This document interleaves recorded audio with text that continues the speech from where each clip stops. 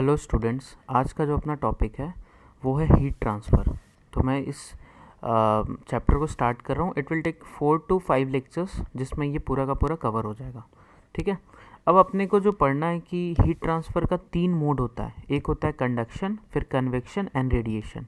उसमें से भी अपने को जो डीप नॉलेज लेना है, जिससे क्वेश्चंस आता है, वो आता है कंडक्शन और रेडिएशन। कन्वेक्शन अपने को पढ़ना नहीं, ये मैकेनिकल एंड सिविल, ये दोनों इंजीनियरिंग में पढ़ाया जाएगा आपको अच्छे से इंजीनियरिंग कॉलेज में। ठीक है।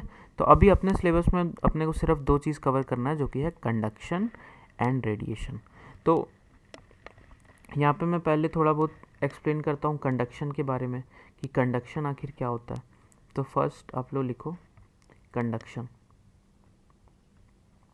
कंडक्शन में क्या होता है ना कि जैसे मान लो कि अगर मेरे पास एक पर्टिकुलर रॉड है, एक रॉड जिसको मैं एक तरफ हीट कर रहा हूँ, तो अगर मैं इस तरफ से इसको हीट करूँगा, यहाँ पे मान लो इसको मैं हीट किया, ठीक है, तो क्या होता है कि इसका कुछ देर के बाद ना इसका दूसरा एंड भी क्या होता है, इसका टेम्परेचर बढ़ जाता है।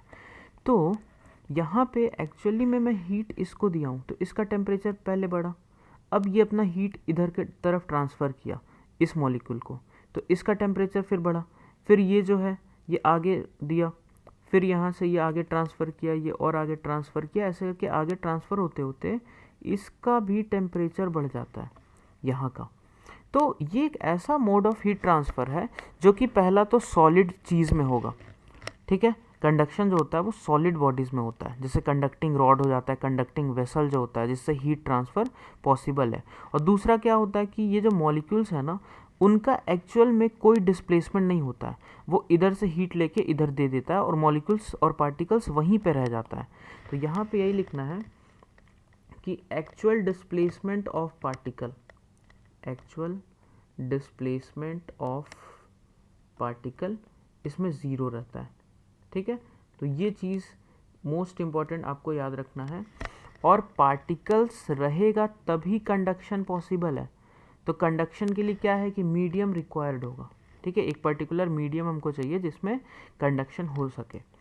अब दूसरा इसका एग्जांपल अगर दूं कि जैसे मान लो कि कई बार क्या होता है, ये कढ़ाई में जैसे कोई सब्जी वब्जी बन रहा है ऐसा, और हम लोग को क्या हुआ, हम लोग को बोला गया कि जाओ उसको थोड़ा सा सब्जी को चला दो ऐसा।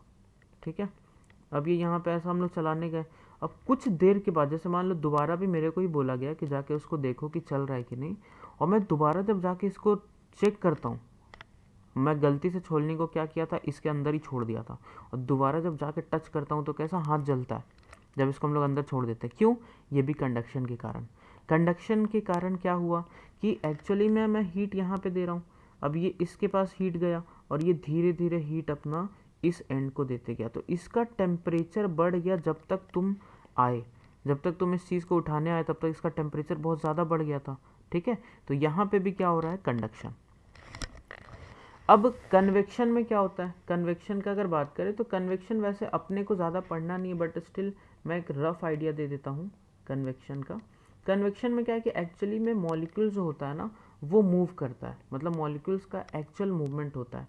तो अगर मैं एक मतलब जैसे वेसल में पानी को अगर गर्म कर रहा हूँ, इधर यहाँ पे पानी है और इसको गर्म कर रहा हूँ, तो क्या होता है कि जो मॉलिक्यूल्स ऊपर की तरफ है, ये क्या है, ये कोल्ड है, इनका टेम्परेचर जो है वो कम है, और जो नीचे की तरफ है वो क्या है, हॉट है, तो इसका टेम्परेचर क्या है, ज़्यादा है।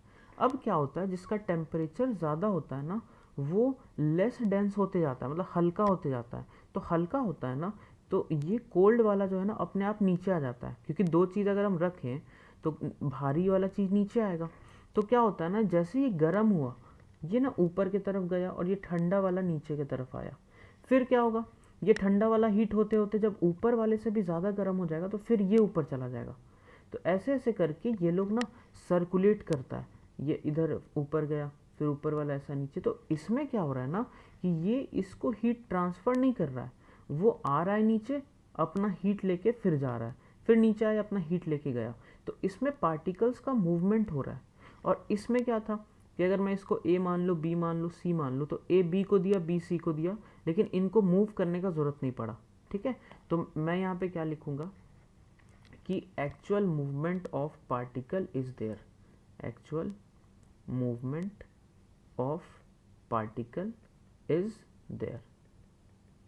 ठीक है, तो ये कन्वेक्शन है। एक छोटा सा एग्जांपल, कभी भी तुमसे कोई पूछे तो बॉइलिंग ऑफ अ लिक्विड बोल दो, बॉइलिंग ऑफ वाटर करके ऐसा एक्सप्लेन कर दो। और थर्ड जो है, थर्ड अपने पास जो है वो है रेडिएशन।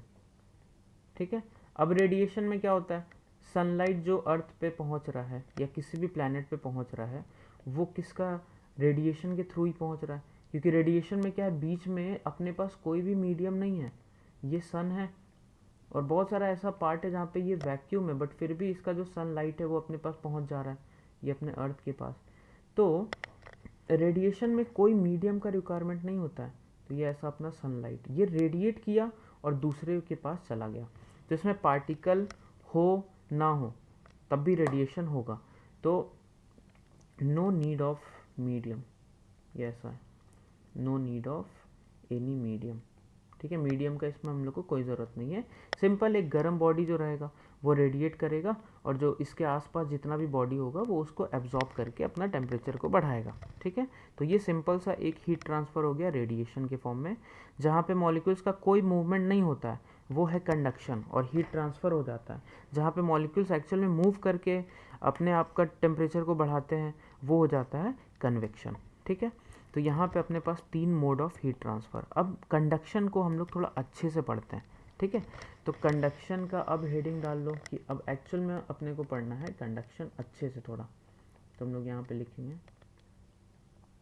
कंडक्शन।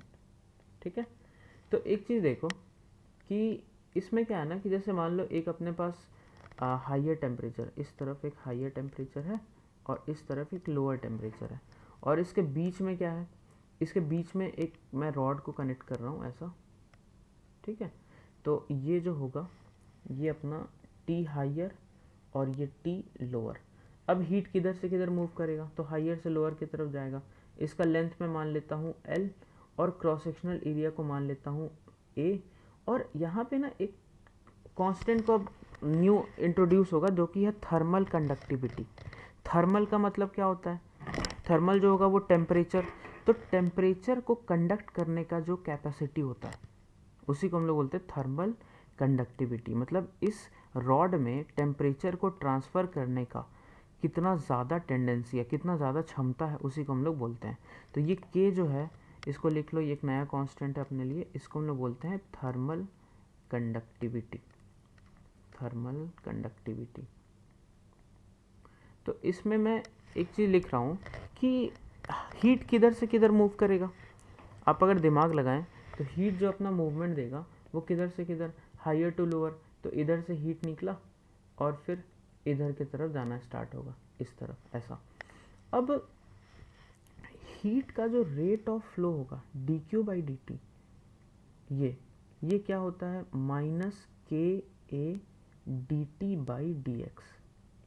ये अभी मैं इसलिए लिखा क्योंकि इसको मेरे को याद रखना है, बाकी क्वेश्चन सॉल्व करने में इसका मैं कहीं पे भी यूज़ नहीं करने वाला हूँ। बस एक्सप्रेशन के लिए मेरे को याद रखना है कि dQ/dt पता क्या दे रहा है, ये है रेट। इसका जो यूनिट होगा वो होगा जूल पर सेकेंड, और ये जूल दिखा रहा है कि कितना हीट एनर्जी पर सेकेंड इससे फ्लो कर रहा है। कि अपना थर्मल कंडक्टिविटी है, ए एरिया है, और dt/dx को बोलते हैं टेम्परेचर ग्रेडियंट। ये जो है ना इसको हम लोग नाम देते हैं टेम्परेचर ग्रेडियंट। ग्रेडियंट का मतलब है कि विथ रिस्पेक्ट टू एक्स ये कैसे कैसे बदल रहा है। मतलब हम लोग अगर एक्स की तरफ आगे जा रहे हैं ना तो टेम्परेचर में कितना ज़्यादा चेंज हुआ। अगर मान लो यहाँ पे है 100 और जस्ट हल्का सा आगे गए तो टेम्परेचर हो गया 60, तो इसका टेम्परेचर ग्रेडियंट बहुत ज़्यादा है। और एक रॉड है दूसरा जिसमें यहाँ पे है 100 और आगे गए तो यहाँ का टेम्परेचर है 95, तो इसका टेम्परेचर ग्रेडियंट बहुत कम है। मतलब समझ रहे हो कि थोड़ा सा आगे जाने पे टेम्परेचर का जो डिफरेंस आ रहा है कितना ज़्यादा चेंज कर जा रहा है वो दिखा रहा है अपना टेम्परेचर ग्रेडियंट को। तो ये dQ/dt क्या है, रेट ऑफ हीट फ्लो। इसको लिखो यहाँ पे, ये दिखा रहा है रेट ऑफ हीट फ्लो। मतलब हर सेकंड कितना हीट जो है वो एक एंड से दूसरे एंड की तरफ जा रहा है, और इसका यूनिट कितना हो जाएगा, जूल पर सेकंड। कई बार वॉट में भी लिखते हैं क्योंकि जूल पर सेकंड को ही तो हम लोग वॉट बोलते हैं ना।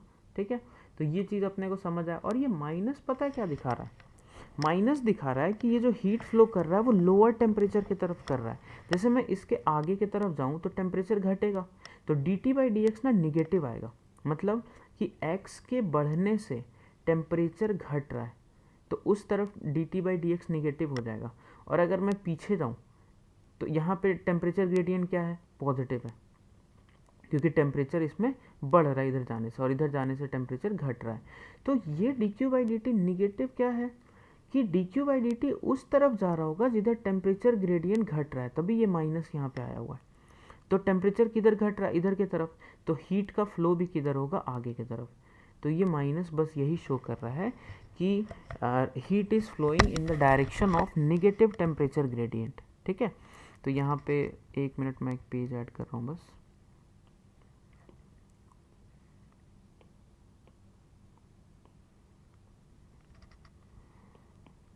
तो वो जो नेगेटिव साइन है वो क्या इंडिकेट कर रहा है, वो हम लोग यहाँ पे लिख लेते हैं कि नेगेटिव साइन indicates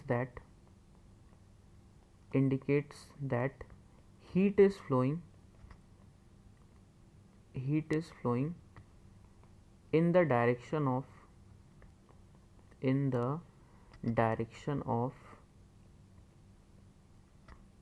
decreasing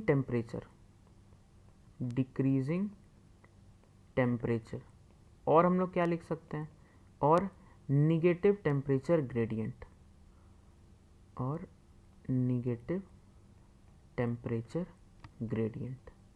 ठीक है, ये चीज़।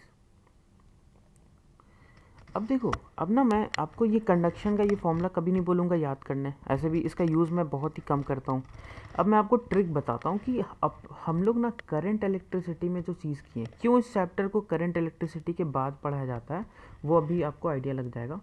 तो अगर हम लोग करंट इलेक्ट्रिसिटी से इसको रिलेट करें ना, तो हम लोग इस चीज़ को बहुत ही आसानी से समझ पाएंगे। ठीक है, तो मैं एक बेसिक सा पार्ट यहाँ पे स्टार्ट कर रहा हूँ कि मान लो एक रेजिस्टेंस है जिसके एक तरफ, इस तरफ जो पोटेंशियल है वो V1 है, इस तरफ है V2, और इसका रेजिस्टेंस है R। ठीक है, and V1 is greater than V2।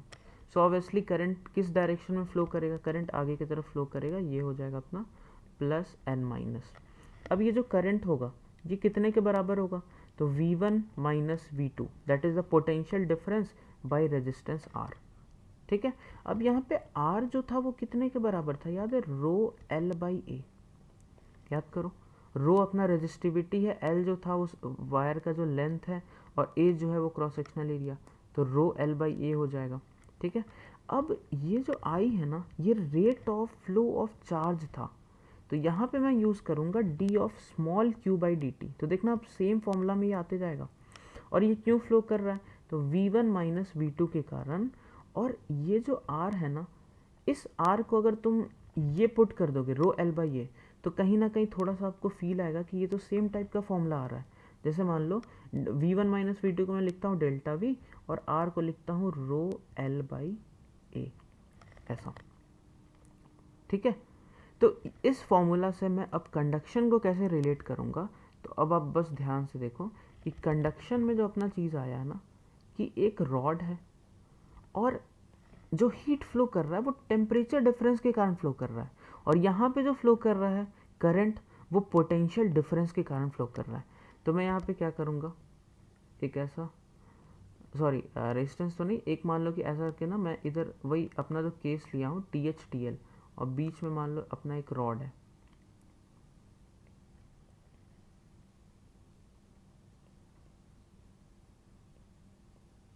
ये रॉड अपना, इसका लेंथ है L, इसका एरिया है A, और थर्मल कंडक्टिविटी K, ये है TH, ये है TL। अब देखो, इसको तुम बनाओ करंट में, मतलब ये जो पॉइंट है ना, उसका पोटेंशियल मान लो कि TH है। ठीक है, और ये जो पॉइंट है इसका पोटेंशियल मान लो कि TL है, और बीच में ना एक रेजिस्टेंस मानो, क्योंकि रॉड ऑब्वियसली जो हीट जा रहा है उसको रेजिस्ट तो कर ही रहा होगा, तो वो रेजिस्टेंस को हम लोग बोलते हैं थर्मल रेजिस्टेंस, R थर्मल। ठीक है, अब रेजिस्टेंस का जो फॉर्मूला है वो है रो L/A, जहाँ पे रो क्या है, रो जो है वो था कंडक्टिविटी, रो जो है वो है कंडक्टिविटी। ठीक है, तो रो का जो रेसिप्रोकल होगा वो क्या आ जाएगा, सॉरी रो जो है वो है रेजिस्टिविटी, रो जो है यहाँ पे वो है रेजिस्टिविटी। तो रो का जो रेसिप्रोकल होगा वो क्या आ जाएगा, कंडक्टिविटी आएगा। तो उसी को हम लोग लिखते हैं थर्मल कंडक्टिविटी। तो फॉर्मूला भी बिल्कुल सेम है, ये L/A होगा, और जो चीज़ यहाँ रेजिस्टिविटी में आता है उसको मैं उल्टा कर दूंगा रेसिप्रोकल, तो वो K में आ जाएगा नीचे की तरफ। ठीक है, या मैं रो लिखूं या मैं 1/K लिखूं, बात बराबर है, दोनों एक दूसरे का रेसिप्रोकल होता है। तो थर्मल रेजिस्टेंस जो आ गया ना, थर्मल मतलब the resistance it will provide to the transfer of heat. ठीक है, और ये L इसका लेंथ है, K थर्मल कंडक्टिविटी, और A जो है वो एरिया। ठीक है, अब सोचो कि अगर इससे करंट फ्लो करता I, जिसको I हम लोग अगर अभी यहाँ पे I लिख रहे हैं, तो कितना हो जाएगा, higher temperature minus lower temperature, same potential difference by resistance. तो रेजिस्टेंस है L/K इंटू A। और यहाँ पे जो ये I है ना, ये अपना होगा D कैपिटल Q/dt। देखो यहाँ पे होता था D स्मॉल Q/dt, और यहाँ पे हो जाएगा D कैपिटल Q/dt। तो इसको हम लोग हीट करंट बोलेंगे। तो ये हो जाएगा देखो TH माइनस TL, और डिवाइडेड बाई अपना ये L/K ऐसे ही रखना है। ठीक है, तो ये dQ/dt अपना क्या आ गया, ये है rate of flow of heat. यहाँ पे था rate of flow of charge. ठीक है, तो ये rate of flow of heat आ गया, जिसका यूनिट अपना फिर से याद रखो जूल पर सेकेंड। अब ना एक क्वेश्चन आता है कि K का जो यूनिट होगा वो क्या होगा, मतलब K का यूनिट कोई भी तुमसे पूछ सकता है। तो यहाँ पे हम लोग यूनिट ऑफ K भी निकाल लेते हैं। तो इधर अपना dQ/dt है, तो dQ/dt is equals to delta T. Delta T मतलब वही टेम्परेचर डिफरेंस, L और बाई K इंटू A। अब एक बार यूनिट रखो, तो dQ/dt का जो यूनिट होगा इस तरफ वो क्या हो जाएगा, ये जूल पर सेकेंड, तो इसको वॉट रख देता हूँ। डेल्टा टी का यूनिट क्या हो जाएगा, केल्विन। ठीक है, लेंथ का यूनिट मीटर, और ये K का यूनिट हमको निकालना है, इसको K रहने दो, और एरिया का हो जाएगा मीटर स्क्वायर। ठीक है, तो यूनिट ऑफ K जो आएगा ना, यूनिट ऑफ K, तो कौन सा K, ये वाला जो K है, ये जो K लिखा हूँ ये मैं टेम्परेचर का यूनिट लिखा हूँ, तो ये आ जाएगा वॉट, एक मीटर कट जाएगा, तो वॉट पर मीटर पर केल्विन, ये आ जाएगा यूनिट ऑफ K। देख लो, ये मीटर नीचे जाएगा और मीटर केल्विन नीचे चला जाएगा। ठीक है, तो अब देखो इसको जब मैं करंट इलेक्ट्रिसिटी से जब मिलाया हूँ तो कितना आसानी से ये फॉर्मूला बन रहा है। और पता है ये चीज़ है वही, ये जो चीज़ है ना ये सेम फॉर्मूला है। मतलब यहाँ से यहाँ अगर मैं टेम्परेचर ग्रेडियंट देखूँ जो कि dt/dx था, तो dt मतलब चेंज इन टेम्परेचर, तो कितने का चेंज हो रहा है, TH माइनस TL, और dx कितना है, कितना लेंथ में L, तो TH माइनस TL, ये dt/dx हो गया इंटू KA। तो है तो वही चीज़, KA ऊपर चला जाएगा तो यही तो आएगा। ठीक है, अब मैं आपको क्वेश्चन सॉल्व करके दिखाता हूँ यहाँ पे कि इससे अपना जो क्वेश्चन होगा वो कैसे आसानी से सॉल्व होगा। ठीक है, तो जैसे मान लो ना कि यहाँ पे जो टेम्परेचर है वो 100 डिग्री सेंटीग्रेड, यहाँ पे जो टेम्परेचर है वो 50 डिग्री सेंटीग्रेड। इसके बीच में ना मैं दो रॉड लगाया हूँ जिसका अलग अलग मटेरियल का है, क्योंकि थर्मल कंडक्टिविटी एक का K है और एक का 2K दिया हुआ है, और लेंथ इसका 2A है, और इसका लेंथ इसका एरिया 2A है और लेंथ L है। अब मेरे को T पूछ रहा है, कहाँ का T पूछ रहा है कि ये बीच वाला जो सरफेस होगा ना इसका टेम्परेचर क्या होगा, और dQ/dt मतलब कितने रेट से इसका हीट फ्लो कर रहा होगा। ओके, तो मैं क्या करूँगा अब कि सबसे पहले ना इसका रेजिस्टेंस मैं लिखूँगा, इसका और इसका। तो इसका अगर मैं रेजिस्टेंस लिखूँ ना, ध्यान से देखो, तो L/KA, तो L/K की जगह है 2K इंटू एरिया की जगह 2A, तो ये हो जाएगा L/4KA। ठीक है, अब इसका जो आएगा, इसका अगर मैं देखूँ तो इसका लेंथ है 2L, तो L/K इंटू A, तो इसका जो रेजिस्टेंस आएगा वो 2L/K आएगा, और इसका आया L/4K।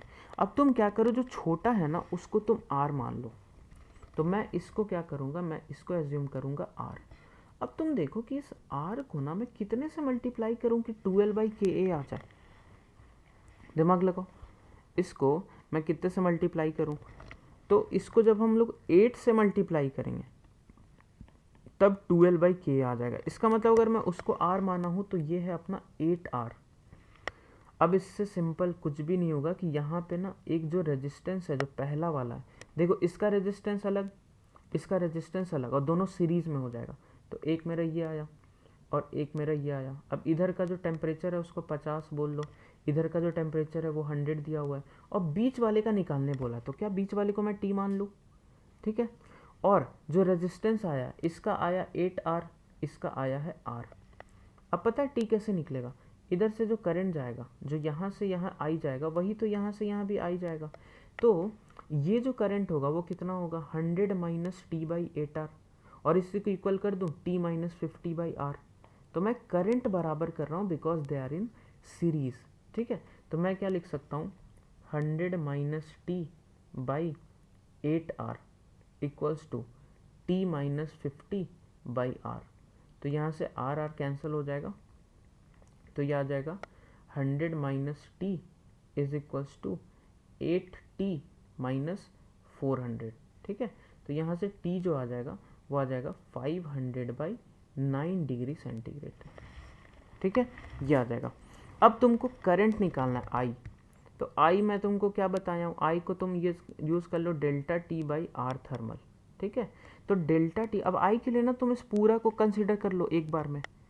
आई को हम लोग क्या कर लेंगे, यहाँ से यहाँ पूरा एक साथ मान लेते हैं, तो पूरा अगर मानेंगे तो ये 8R और R मिलके 9R देगा। इसका मतलब 100 और 50 के बीच में एक 9R रेजिस्टेंस कनेक्टेड है, तो कितना करंट जाएगा, तो 100 माइनस 50 का टेम्परेचर डिफरेंस बाई ये आ जाएगा 9R।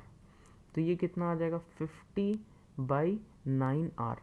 अब R को L बाई के मत पुट कर देना स्पीड में, R को तुम माने हो L बाई 4 के है ना, तुम्हारे अकॉर्डिंग हुआ। तो ये जो I को अब तुम वहाँ पे रख दो 50 बाई 9 इंटू L बाई 4 के ए। तो ये जो सॉल्व हो क्या आ जाएगा, ये आ जाएगा 200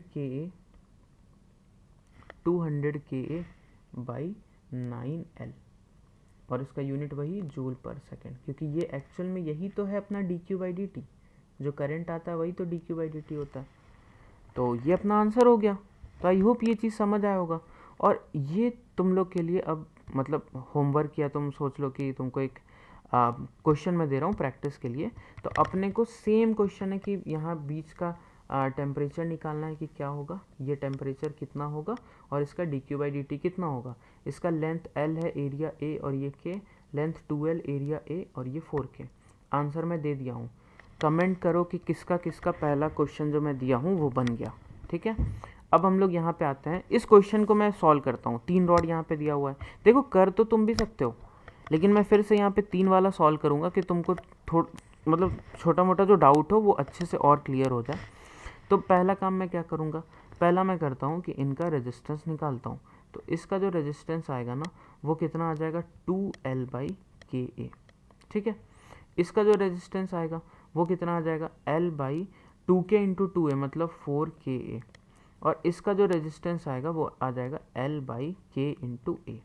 अब सबसे छोटा वाले को मैं मानूंगा R, तो सबसे छोटा ये है R, तो ये कितना हो जाएगा, फिर से 8R हो जाएगा, और ये हो जाएगा 4R। अब ये मैं कैसे कर रहा हूँ कि तुम दिमाग लगाओ ना, ये अगर R है तो इसको मैं 4 से मल्टीप्लाई कर दूँ तो ये L बाई के आ जाएगा, तो ये इसके बराबर आ गया, ठीक है। तो अब इसका मैं करंट इलेक्ट्रिसिटी वाला इसका डायग्राम बनाता हूँ। तो मेरे पास यहाँ पे 3 रेजिस्टेंस हुआ, एक ये, दूसरा ये और तीसरा ये, ठीक है। यहाँ पे है 0, ये है T2, ये है T1, ये है 100, ये अपना है 4R, ये है अपना R, ये है अपना 8R। सबसे पहले पता है क्या करो, सबसे पहले इसका निकालो करंट। तो I के लिए मैं क्या बताया हूँ, delta T by are equivalent पूरा यहाँ से यहाँ। तो डेल्टा टी कितना है, 100 माइनस 0 बाई, तुम देखो ये तीनों रेजिस्टेंस किस में है, सीरीज़ में है, तो ये क्या हो जाएगा 100 माइनस 0 बाई 13R, ये हो जाएगा 13R, ठीक है। तो 100 बाई 13, और R मैं क्या माना हूँ, R माना हूँ मैं L बाई 4KA को, इसको मैं माना हूँ ना। तो यहाँ से जो I अपना सॉल्व हो के आ जाएगा ना, वो आ जाएगा 400 KA बाई L, ठीक है, 400 KA by 13L, sorry 400 KA by 13L। अब T1 T2 के लिए मैं और आसान तरीका बताता हूँ। तुम अब ना, जैसे मान लो तुमको T1 निकालना ना, तुम इस चीज़ को ना 1 मान लो, इसका मतलब मैं क्या मानूंगा कि 100 से 0 तक मतलब 100 से T1 के बीच में 4R कनेक्टेड है और T1 और 0 के बीच में 9R कनेक्टेड है। ये भी तो मैं कर सकता हूँ ना। तो इसका मैं एक नया सर्किट यहाँ पे बनाता हूँ कि ये 4R जो कि T1 तक गया और T1 और 0 के बीच का इक्विवेलेंट जो है वो अपना आ गया 9R जो कि ये 0 है और ये आ गया 100 और यहाँ पे जो है ये 4R। ठीक है, मतलब मैं ना T1 निकालना है तो मैं T2 को हटा रहा हूँ बीच से। तो कैसे हटाऊँ, मैं यहाँ से यहाँ एक ही चीज़ मान लूँ क्योंकि रेजिस्टेंस तो आ गया ना R और 8R, तो ये सीरीज़ में हो जाएगा तो 9R में मान लिया। अब करंट बराबर कर दो क्योंकि जो करंट यहाँ से जा रहा होगा I वही करंट यहाँ से जा रहा होगा। तो लिखो इसके थ्रू जो जाएगा वो 100 माइनस T1 बाई 4R, तो ये हो जाएगा 100 minus T1 by 4R equal to T1 minus 0 by 9R। ठीक है, तो यहाँ से सॉल्व कर लो, RR कट जाएगा तो T1 आ जाएगा 900 by 13। T1 will be 900 by 13 degree centigrade. उसी तरीके से अगर मैं T2 के लिए सॉल्व करूँ, ठीक है, तो T2 के लिए भी मैं क्या कर सकता हूँ, देखो तरीका तो अलग अलग है कि T1 आ गया तो अब हम लोग डायरेक्ट इसको कर लें, या तो T1 को बीच से हटा दो तो ये 5R हो जाएगा। तो 100 और T2 के बीच में 5R है और T2 और 0 के बीच में 8R है।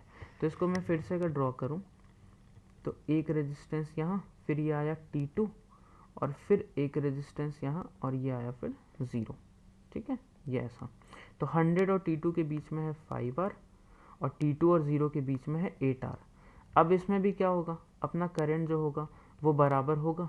तो मैं फिर से करंट को अगर बराबर करूं तो 100 माइनस T2 बाई 5R, ये किसके थ्रू करंट होगा, ये हो जाएगा पहला 5R के थ्रू और ये हो जाएगा T2 माइनस 0 बाई 8R के बराबर क्योंकि वो दोनों सीरीज़ में है।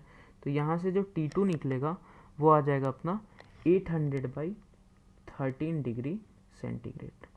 तो देखो 3 का भी अगर आया ना तो इसमें डरने का कोई भी बात नहीं है, तुम सेम मेथड को फॉलो करो और तुम्हारा आंसर बिल्कुल करेक्ट आ जाएगा। ठीक है, और इसमें dq/dt तो मैं मतलब पहले ही निकाल दिया था ये वाला।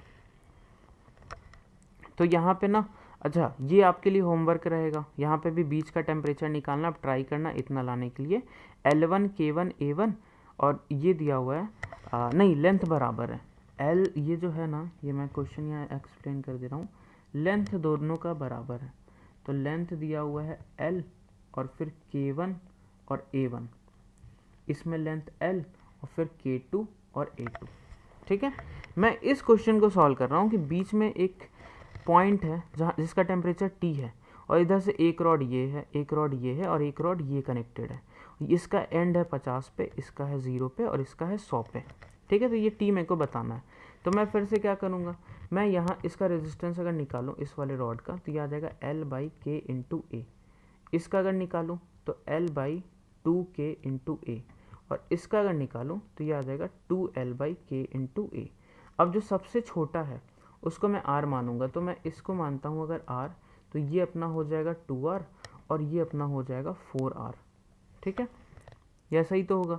अब हम लोग क्या करते हैं कि इसको उस डायग्राम में बदलते हैं। तो ये जो है वो 0 पे है, एक रेजिस्टेंस यहाँ पे, ये ऐसा होगा, एक रेजिस्टेंस यहाँ और ये रॉड एक रेजिस्टेंस यहाँ। ये कितना है 0, ये कितना है 100 और ये कितना है 50। अब बीच में टेम्परेचर T मान लो, इधर का रेजिस्टेंस आया 2R, इधर का आया R और इधर का आया 4R। क्या मैं ऐसा क्वेश्चन करंट में करवाया हूँ? जो जो वीडियो देखेंगे उनको पता होगा कि ऐसा क्वेश्चन में T कैसे निकलेगा। तो हर डायरेक्शन में एक करंट मान लो, तो ऊपर वाले को I1 मान लो, नीचे वाले को I2 और इधर वाले को I3। अब एक ही पॉइंट से हर तरफ अगर जाता है तो जोड़ के हम लोग क्या करते हैं 0, तो I1 plus I2 plus I3 will be 0। अब यहाँ पे चेक करो कि I1 कितना होगा, इधर कितना जा रहा होगा, तो ये टेम्परेचर T है और इधर 0 है, तो ये कितना हो जाएगा T minus 0 by 2R plus I2 कितना होगा, तो T माइनस 100 बाई 4R, तो ये हो जाएगा T माइनस 100 बाई 4R और प्लस अब कौन सा है, तो अब ये वाला, तो ये कितना हो जाएगा T माइनस 50 बाई R, तो ये हो जाएगा T minus 50 by R equal to 0। अब इसको सॉल्व करते हैं, तो इसको तुम मल्टीप्लाई कर दो, पहले तो R R कैंसिल हो जाएगा, अपना उधर चला जाएगा। अब तुम इसको मल्टीप्लाई कर दो 4 से, तो ये हो जाएगा 2t और ये हो जाएगा t माइनस 100 और ये हो जाएगा प्लस 40 माइनस 200 इक्वल टू 0। तो 40t और 2t ये बना 7t और उधर जाएगा तो ये हो जाएगा 300। तो t आ जाएगा अपना 300/7 डिग्री सेंटीग्रेड। तो ऐसे इसको सॉल्व करना है, ठीक है। और ये एक और आपके लिए होमवर्क है, तो मैं 2 होमवर्क दिया हूँ, ट्राई करो, सॉल्व करो। अब इसके बाद कंडक्शन में जो पार्ट बचा हुआ है, जैसे equivalent thermal conductivity, freezing of lake, ठीक है, वो सब हम लोग कल के वीडियो में कर लेंगे, ठीक है। और इसका कमेंट ज़रूर करना कि इन 2 में से आपका कितना आंसर आया। Okay, thank you.